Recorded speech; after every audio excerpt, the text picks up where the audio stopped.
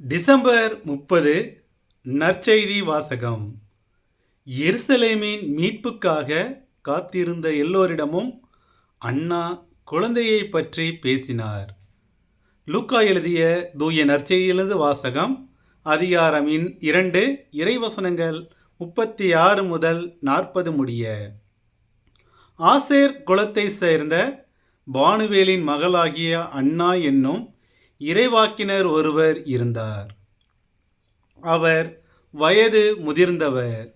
மணமாகி 7 ஆண்டுகள் கணவரோடு வாழ்ந்த பின் கைம்பெண் ஆனவர். அவருக்கு வயது 84.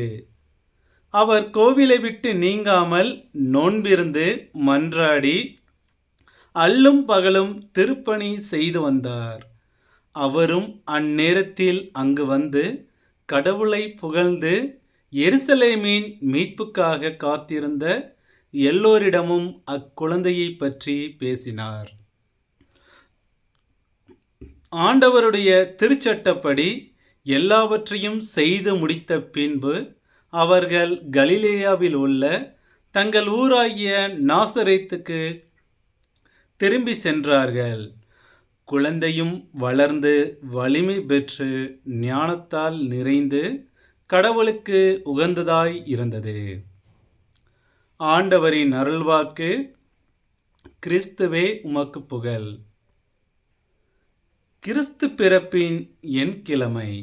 பழைய ஏற்பாட்டு நூல் 1 யோவான் 2வது அதிகாரம் 12 முதல் 17 வரையிலான இறைவசனங்கள். புதிய ஏற்பாடு லூக்கா நற்செய்தி அதிகாரம் 2 36 முதல் 40 வரையிலான இறைவசனங்கள். உலகின் மீது அன்பு செலுத்துவோரிடம் தந்தையின் பால் அன்பு இராது. திருடனுக்கு அஞ்சி 3 தாழ்ப்பாள்கள். தனது பால்ய கால நண்பர் ஒருவர் பக்கத்தில் உள்ள ஒரு அடுக்குமாடி கட்டிடத்தில் குடியிருக்கின்றார் என்று கேள்விப்பட்ட பெரியவர் ஒருவர் அவரை பார்ப்பதற்காக பழங்களை வாங்கி கொண்டு அவர் இருந்த வீட்டிற்கு முன்பு நின்று கொண்டு கதவை தட்டினார். கதவு தட்டப்படும் சத்தம் கேட்டு உள்ளே இருந்தவர் கதவை திறந்து கொண்டு வெளியே வந்தார். அவர் கதவை திறக்கும்போது 3 விதமான சத்தங்கள் ஒலிப்பதை கேட்டு வியந்து போய் வந்தவர் இது குறித்து அவரிடம் கேட்டார். நான் இங்கு வந்து 1 மாதம்தான் ஆகிறது. ஆனால் 2 முறை திருட்டு நடந்துவிட்டது. அதனால்தான் 3 தாழ்ப்பாள்கள் போட்டு கதவை பூட்டி வைத்திருக்கின்றேன் என்றார் வீட்டில் இருந்தவர். இதை கேட்டதும் வந்தவர் சற்று அதிர்ந்துதான் போனார். ஆம், நம்மிடமுள்ள பணம், பொருட்கள், உடைமைகள் திருடு போய்விடக்கூடாது என்பதற்காக நாம் எவ்வளவோ முயற்சி செய்கின்றோம். ஆனாலும் சில நேரங்களில் நாம் அவற்றை இழந்துவிட்டு மனமுடைந்து போகின்றோம். இப்படி நாம் மனமுடைந்து போவதற்கு பொருட்கள் மீதான நமது பற்றுதான் காரணம் என்று சொல்லலாம். இன்றைய முதல் வாசகம் உலகின் மீதும் அதில் உள்ளவை மீதும் அன்பு செலுத்துவோரிடம் தந்தையின் பால் அன்பு இராது என்கிறது. அது குறித்து நாம் சிந்திப்போம். திருவிவிலிய பின்னணி. ஆண்டவர் மீது அன்பு கொள்வதுதான் முதன்மையான கட்டளை. ஆனால் பலர் ஆண்டவர் மீது அன்பு கொள்வதற்கு பதில் பணத்தின் மீதும் பொருளின் மீதும் அன்பு கொள்வதுண்டு.